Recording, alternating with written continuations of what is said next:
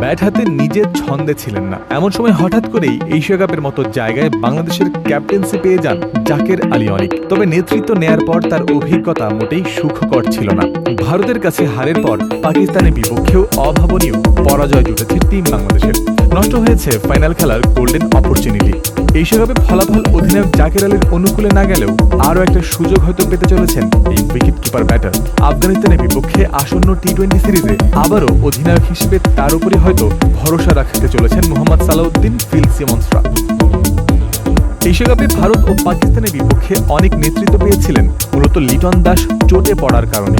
22 September দুবাইয়ের ICC academy গ্রাউন্ডে batting অনুশীলনের সময় সাইড স্ট্রেনের চোট পেয়েছিলেন টি-20 দলের নিয়মিত অধিনায়ক। প্রাথমিকভাবে জানা গিয়েছিল লিটনের চোট খুব একটা গুরুতর নয়, তবে পাল্টে গেছে দৃশ্যপট। ওই চোটের কারণেই আফগানিস্তানের বিপক্ষে টি-20 সিরিজের প্রথম 2 ম্যাচে তাকে পাওয়া যাবে না। শেষ ম্যাচেও তাকে না পাওয়ার সম্ভাবনাই সবচেয়ে বেশি। শারজাতে যে সিরিজটি শুরু হবে আগামী 2রা অক্টোবর।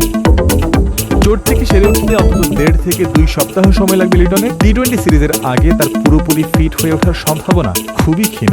বিসিবির একটি সূত্র বিষয়টি নিশ্চিত করেছে ক্রিক ফ্রেন্সিকে। তিনি বলেন, লিটন এখনো আমাদের পর্যবেক্ষণে আছে। তার যে চোট সেটা ঠিক হতে 1.5 থেকে 2 সপ্তাহ সময় লাগে। টি-20 সিরিজের আগে তার পুরোপুরি ফিট হয়ে ওঠা খুবই কঠিন। প্রথম 2টা ম্যাচ মিস করতে পারে, শেষ ম্যাচের আগে ফিট হবেন কিনা সেটাও এখনই বলা সম্ভব নয়। এদিকে শনিবারই আফগানিস্তান সিরিজের জন্য স্কোয়াড ঘোষণা করার কথা রয়েছে বাংলাদেশ ক্রিকেট বোর্ডের। জোর গুঞ্জন রয়েছে এই মুহূর্তে এনসিএ টি-20তে খুলনা বিভাগের হয়ে খেলতে থাকা ব্যাটার সৌম্য সরকার আবারও ফিরতে পারেন ন্যাশনাল টিমে।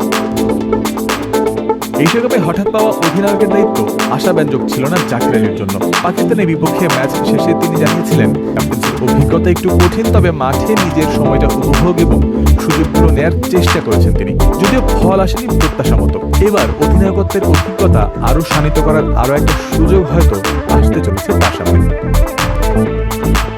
আফগানিস্তান সিরিজের টি-20 এবং ওডিআই স্কোয়াড ঘোষণার পর আগামী কয়েকদিনের মধ্যেই সংযুক্ত আরব আমিরাতের বিমান ধরবেন মেহেদী হাসান মিরাজ, নাজমুল হোসেন শান্তরা। বর্তমানে এনসিএ টি-20তে তারা খেলছেন। 2, 3 ও 5 অক্টোবর শারজাতে হবে টি-20 সিরিজ। পরবর্তীতে 8, 11 ও 14 অক্টোবর আবুধাবিতে হবে 3টি ওয়ানডে।